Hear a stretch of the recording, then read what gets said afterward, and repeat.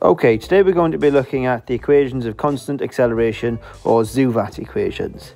The xuvat equations are made up of 5 components. We have the initial velocity u, the final velocity v, the acceleration, which is the rate of change of velocity represented by the gradient of the line, and the time that the journey lasts for.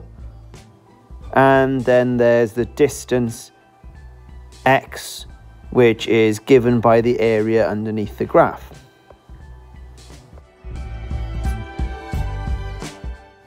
From the above graph, we can then derive 4 equations of constant acceleration. V equals u plus at, v squared equals u squared plus 2ax, x equals ut plus a half at squared, and x equals a half u plus v times t.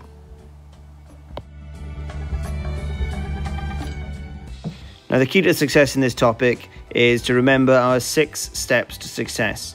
This will allow us to structure our work in a methodical way and reduce the chance for errors. So our first S is to summarize the problem. That means identifying what you're giving in the question and listing it out so that it's easy to find. You'll then select an equation from a list of equations, usually on page 2 of an exam. In this case, they're just above, to use in that problem. You then substitute in to that equation everything that you're given into the correct place. The next step is to simplify the problem. That means anything you can calculate now. So there might be an addition or a subtraction or a multiplication you can get out of the way to make it easier to sort the problem. That means putting everything that you want to find on the left hand side and everything you already know on the right hand side. And then finally you solve the problem by popping it in your calculator to get an answer.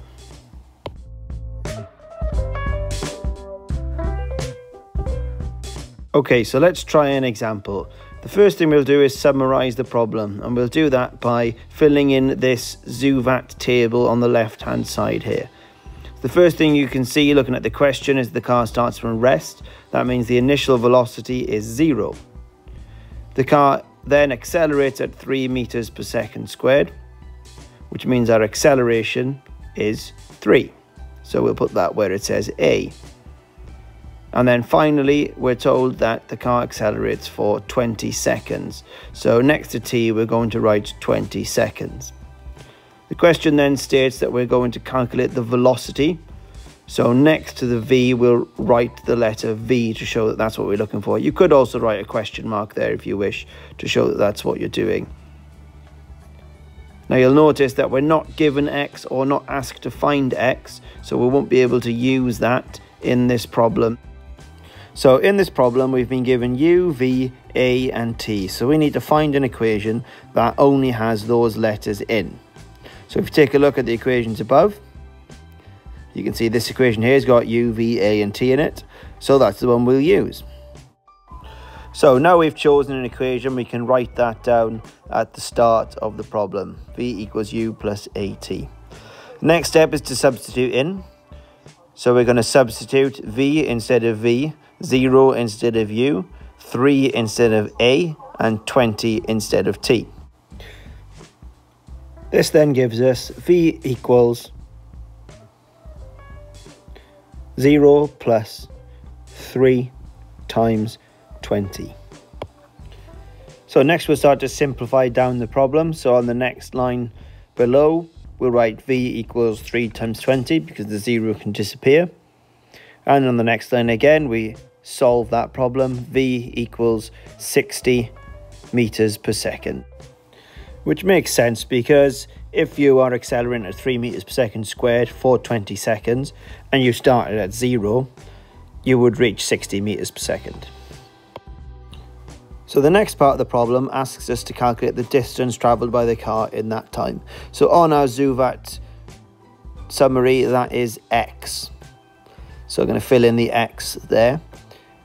So now we can use an equation that uses any of the 5 letters as long as x is present. So let's take a look at the equations up above. So we can use v squared equals u squared plus 2ax as x is present. We can use x equals ut plus a half at squared as x is present. And we can use x equals a half u plus v times t because x is present. I've decided to choose the last one because it's the easiest one to use. So it's the same procedure as last time. We're going to start off by writing down the equation that we've selected. X equals u plus v divided by 2 times t. Next, we'll substitute in the numbers, so that's 0 instead of u, 60 instead of v, and 20 instead of t. So written down, that would give us x equals 0 plus 60 divided by 2 times 20.